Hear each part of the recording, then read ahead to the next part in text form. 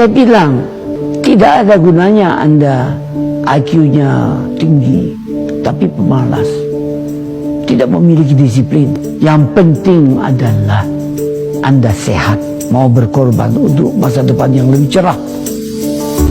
Assalamualaikum warahmatullahi wabarakatuh. Selamat sore dan selamat bertemu kembali teman-teman sekalian. Apa kabar semuanya? Semoga kalian semua dimanapun berada selalu dalam keadaan sehat walafiat. Dan semangat terus ya. Jangan bosen untuk terus mengikuti channel saya. Saya sangat berterima kasih sekali pada teman-teman sudah selalu setia menonton dan mendukung channel ini. Hari ini saya mau bahas hal yang sebenarnya sudah lama saya amati teman-teman. Dan rasanya itu penting sekali untuk kita luruskan bersama. Pertama-tama saya tekankan dulu ya, ini bukan analisis berlebihan, bukan dugaan kosong, bukan pula konspirasi. Faktanya memang demikian yang terlihat jelas di depan mata kita saat ini. Jadi begini teman-teman, belakangan ini banyak sekali komentar-komentar yang datang beramai-ramai ke video-video saya, tapi kalian lihat sendiri, isinya itu ya cuma itu-itu aja. Saat kita bahas satu hal dengan bukti nyata, mereka malah lari ke topik lain yang nggak nyambung sama sekali. Mengapa hal ini bisa terjadi? Apa sebenarnya tujuan dibalik gencarnya serangan soal budaya, bahasa, dan sejarah kita? Pertama-tama kita luruskan dulu fakta dan data yang jelas. Mari kita mulai dari hal yang sedang kita bahas, Candi Borobudur. Ini fakta yang tidak bisa dibantah.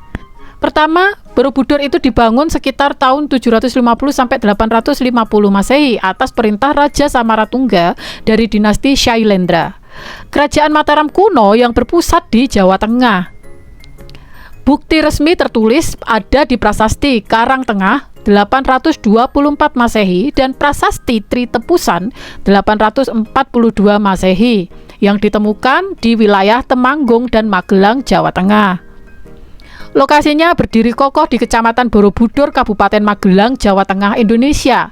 Tidak ada catatan sejarah manapun arkeologi yang menghubungkannya dengan wilayah Semenanjung. Lalu kenapa begitu sering tiba-tiba dibawa-bawa Kedah Tua? Memang benar, Kedah Tua atau Lembah Bujang itu adalah salah satu pusat peradaban tua di Semenanjung dan pernah menjadi pelabuhan penting dalam jaringan perdagangan Nusantara serta berada di bawah pengaruh Sriwijaya. Tapi itu adalah sejarah yang terpisah dan berdiri sendiri. Tidak ada satupun bukti yang menghubungkan peradaban Kedah Tua dengan pembangunan Borobudur di Jawa. Mengakui sejarah satu tempat tidak berarti kita bisa mengklaim sejarah tempat lain yang sama sekali berbeda. Begitu juga dengan soal bahasa. Bahasa Indonesia dan bahasa Melayu itu memang bersumber dari akar bahasa Melayu pasar yang dipakai sebagai alat komunikasi se-Nusantara. Namun, bahasa Indonesia itu lahir dari perjuangan Sumpah Pemuda 1928, disusun dan diperkaya dengan ratusan dialek di seluruh wilayah Indonesia, dan resmi menjadi bahasa persatuan bangsa, bukan sekedar variasi dari satu dialek Semenanjung. Apa sih sebenarnya tujuan dan taktik ini? Mari kita bahas. Ini bukan sekedar kesalahpahaman atau cinta budaya. Ada tujuan politik dan hegemoni narasi yang terencana. Dan ini terlihat jelas dari pola komentar yang ada.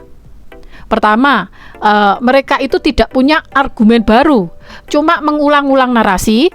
Ya, kalian nanti bisa lihat sendirilah di komentar-komentar di konten-konten saya ya. Komentar mereka itu isinya berulang-ulang hal yang sama. Tidak ada bukti tambahan, tidak ada penjelasan yang menjawab fakta soal Borobudur. Itu tandanya mereka tidak punya alasan kuat untuk membantah. Kedua, mengalihkan topik supaya lupa inti pembahasan. Kita sedang bahas asal-usul Borobudur. Mereka malah bawa-bawa Kedah Tua. Ini taktik supaya penonton jadi bingung, berdebat soal hal lain dan lupa bahwa mereka tidak bisa menjawab bukti yang kita tampilkan. Ketiga, ingin menempatkan diri sebagai pusat tunggal warisan Nusantara. Mereka berusaha menyamarkan bahwa semua sejarah serumpun berpusat di sana. Padahal peradaban Nusantara itu luas, beragam, dan punya jejak masing-masing di setiap wilayah. Keempat, melemahkan kita dari dalam. Kalau mereka berhasil membuat kita sendiri ragu asal-usul, berdebat sesama anak bangsa, kita jadi lemah tanpa perlu konfrontasi terbuka. Jadi teman-teman, ini peringatan dari saya dan sekaligus solusi serta seruan untuk semuanya saja yang menonton konten ini. Untuk teman-teman sekalian, saya ingatkan, tetaplah berhati-hati dan waspada terhadap orang-orang yang menyebarkan narasi seperti ini. Ya, jangan sampai kalian bingung selama masih ada orang yang mau meluangkan waktu untuk meluruskan hal-hal yang perlu diluruskan. Mantapkan hati kalian, jangan sampai terprovokasi. Kita harus paham dan mengerti benar tujuan mereka membuat narasi sesat seperti ini. Kita harus belajar berpikir kritis.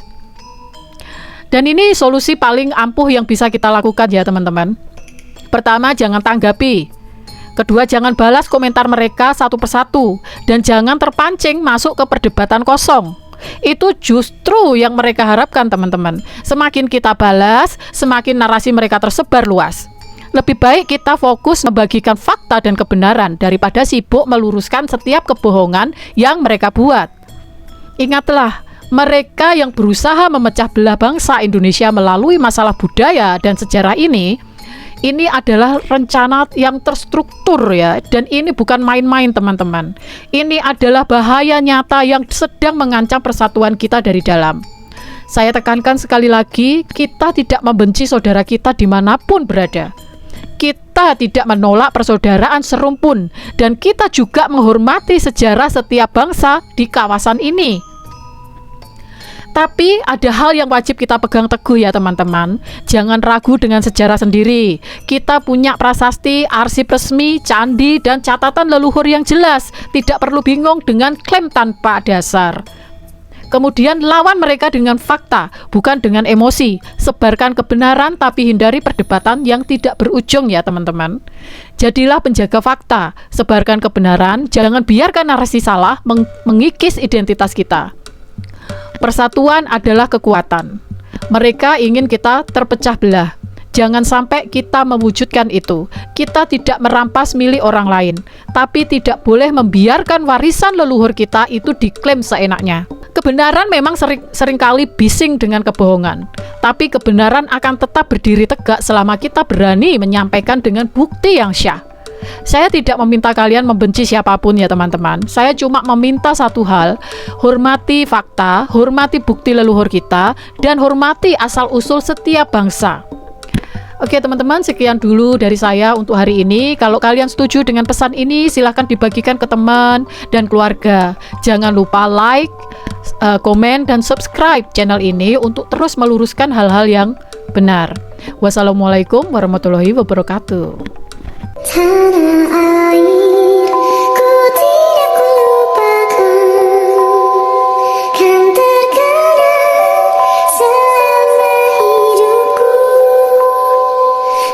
Proklamasi kami bangsa Indonesia dengan ini menyatakan kemerdekaan Indonesia.